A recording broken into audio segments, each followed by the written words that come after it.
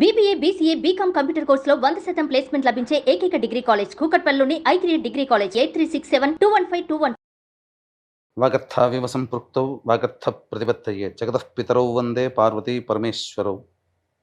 ఆదిత్యాయ చ సోమాయ మంగళాయ బుధాయ చ గురుశుక్ర శనిభ్యశ్చ రాహవే కేతవే నమః.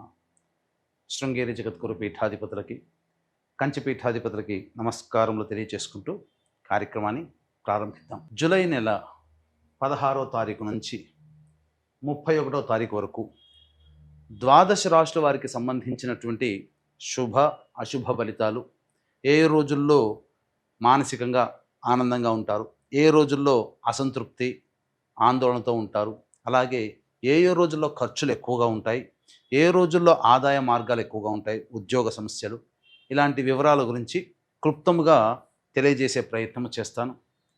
కాబట్టి వీక్షించేటువంటి ప్రేక్షకులకి చిన్న గమనిక, మీరు మీ యొక్క జన్మ నక్షత్రం ఏదైతే ఉంటుందో ఆ నక్షత్రం ప్రకారం ఉన్నటువంటి రాశినే మీరు పరిగణనలోకి తీసుకోవాలి.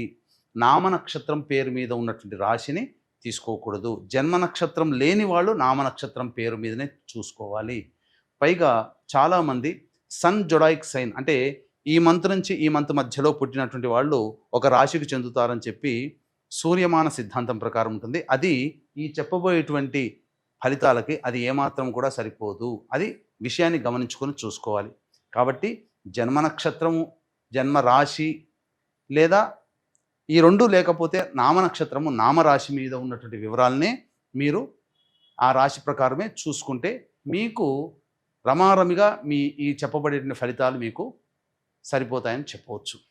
ఇక కార్యక్రమంలోకి బయలుదేరదాం. జూలై 16వ తారీఖు నుంచి 31వ తారీఖు వరకు మేషరాశిలో జన్మించినటువంటి వారికి ఏ విధంగా ఉండబోతుందో తెలుసుకునే ప్రయత్నం చేద్దాం.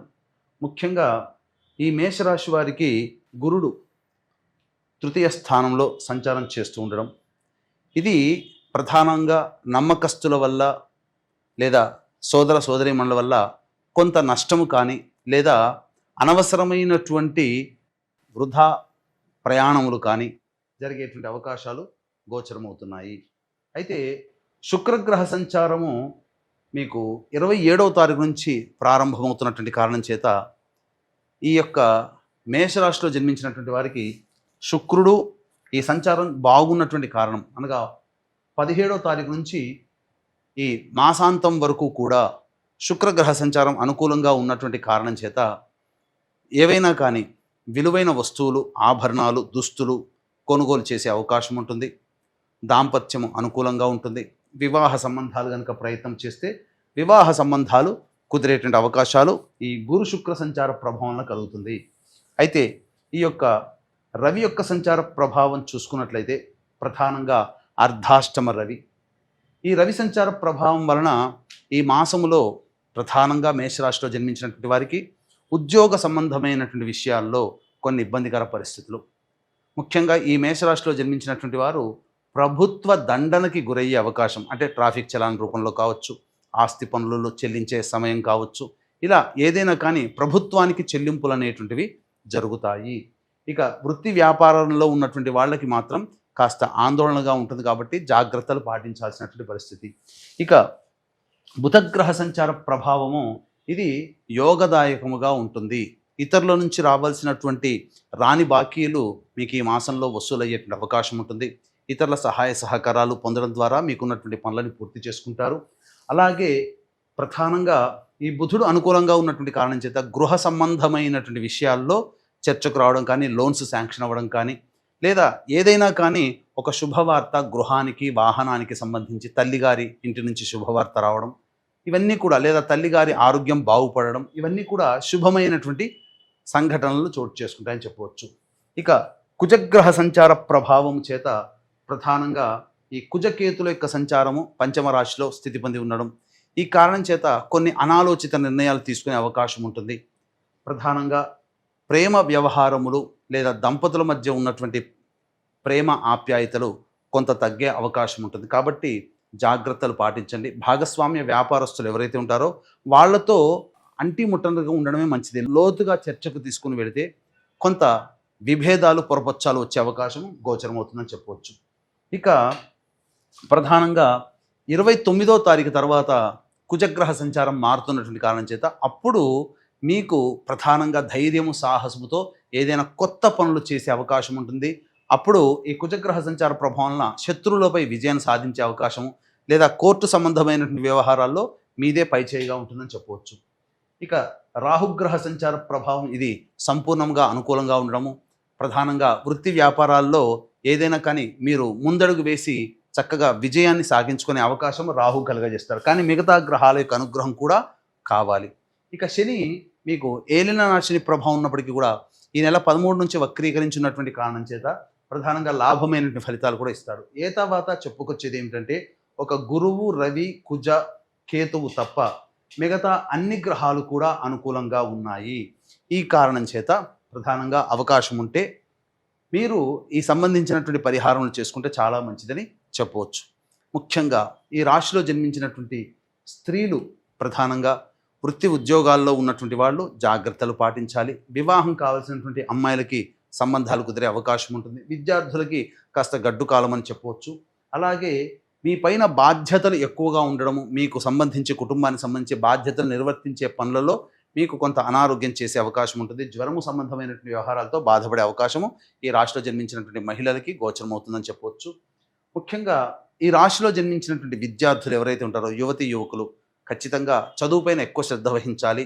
అనుకున్నటువంటి రీతిలో అనుకున్నటువంటి కాలేజీలో మీకు ప్రవేశం దొరకడానికి చాలా కష్టపడాల్సినటువంటి పరిస్థితి ఈ యొక్క సంచార ప్రభావంలో కలుగుతుంది. దైవానుగ్రహం కనుక పొందినట్లయితే మంచి శుభ ఫలితాలు పొందుతారని చెప్పవచ్చు. ఇక ప్రధానంగా చూసుకున్నట్లయితే రోజువారీ కార్యక్రమాల్లో 16వ తారీఖు నుంచి 31వ తారీఖు వరకు ప్రతిరోజు ఆదాయ వ్యయములు, సుఖము, సంతోషము, కష్టము, నష్టములు ఎలా ఉంటాయో తెలుసుకునే ప్రయత్నం చేద్దాం. ఈ 16వ తారీఖు రోజున ప్రధానంగా పెండింగ్లో ఉన్నటువంటి పనులను పూర్తి చేసుకునే అవకాశాలు గోచరమవుతున్నాయి. కాబట్టి ఆనందంగా ఉంటుంది. విందులు వినోదాల్లో పాల్గొంటారు. ఇక ధన ప్రవాహం కూడా బాగానే ఉంటుంది. 17, 18వ తారీఖులో కనుక చూసుకున్నట్లయితే కుటుంబ సభ్యుల మధ్య వాగ్వివాదాలు, ముఖ్యంగా స్త్రీలతో వాగ్వివాదాలు పెరిగే అవకాశాలు గోచరమవుతున్నాయి. ధన నష్టం కూడా సూచిస్తుంది. అనవసరంగా ఖర్చులు పెరుగుతాయని చెప్పవచ్చు. ఇక 19, 20వ తారీఖుల్లో మీకు ఇతరుల సహాయ సహకారాలు పొందడం ద్వారా మీకున్నటువంటి సమస్యలు పరిష్కరించుకుంటారు. ముఖ్యంగా రాని బాకీలు వసూలవుతాయి. అన్ని విధాలుగా ఆనందదాయకంగా ఉంటుంది. ధన ప్రవాహం కూడా చక్కగా ఉంటుందని చెప్పవచ్చు. ఇక వీక్షించేటువంటి ప్రేక్షకులకి గమనిక, ఈ యొక్క ఆషాఢమాసం అమావాస్య గురువారం అయింది. పైగా గురు నక్షత్రమైనటువంటి పునరుసు నక్షత్రం ఉంది. కాబట్టి ఇది విశేషమైనటువంటి రోజు కాబట్టి కాశీక్షేత్రంలో అక్కడ ఉండడం జరుగుతుంది ఈ యొక్క మాసమంతా కూడా.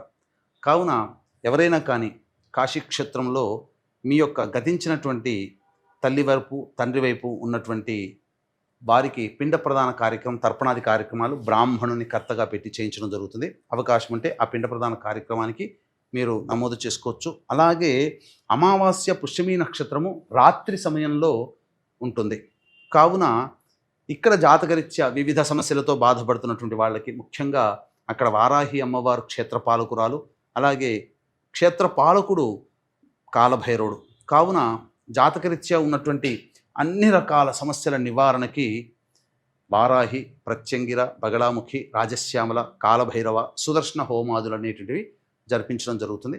అవకాశం ఉన్న వాళ్ళు కార్యక్రమ తదనంతరం కాంటాక్ట్ చేసి పూర్తి వివరాలు తెలుసుకోవచ్చు. అలాగే ఈ సంబంధించినటువంటి మేష, మిథున, కర్కాటక, సింహ, కన్య, వృశ్చిక, ధనస్సు, కుంభ, మీన రాశిలో జన్మించినటువంటి వారికి కూడా శనిదోష నివారణ హోమాలు అనేటువంటి జరిపించడం జరుగుతుంది. ఇక గమనించుకున్నట్లయితే 21, 22వ తారీఖుల్లో ప్రధానంగా వాహనాన్ని నడిపేటప్పుడు జాగ్రత్తలు పాటించాలి. సంతోషము, సంతృప్తి అనేటువంటిది ఉండదు. తల్లిగారి ఆరోగ్యం పట్ల శ్రద్ధ వహించాల్సినటువంటి పరిస్థితి. ఇక్కడ ప్రధానంగా మీరు ఏ పని చేసినా కానీ ఆ 2 రోజుల్లో మీకు అసంతృప్తి అనేటువంటిది ఎక్కువగా ఉంటుందని చెప్పవచ్చు. ఇక 23, 24, 25వ తేదీల్లో అకాలమైనటువంటి విరోధాలు పెరిగే అవకాశము, మీకు ఉత్తేజము, ఉత్సాహం అధికంగా ఉండడం వల్ల ఎవరిని లెక్కలేని చేయలేనటువంటి పరిస్థితి, ఇది తగ్గించుకోవాలి. ఇక కొంతమందికి ముఖ్యంగా అనారోగ్యం చేసే అవకాశం ఉంటుంది. జ్వరముతో మీరు ఇబ్బంది పడతారు. వైరస్ ప్రభావంతో 23, 24, 25 తేదీల్లో వైరస్ ప్రభావంతో జ్వరం లక్షణాలతో ఇబ్బంది పడతారని చెప్పవచ్చు. ఇక 26, 27, 28, 29, 30 తేదీల్లో రాని బాకీలు వసూలవుతాయి. ధన ప్రవాహం బాగుంటుంది. విందులు వినోదాల్లో కుటుంబ సభ్యులతో బంధుమిత్రులతో ఆనందంగా గడుపుతారు.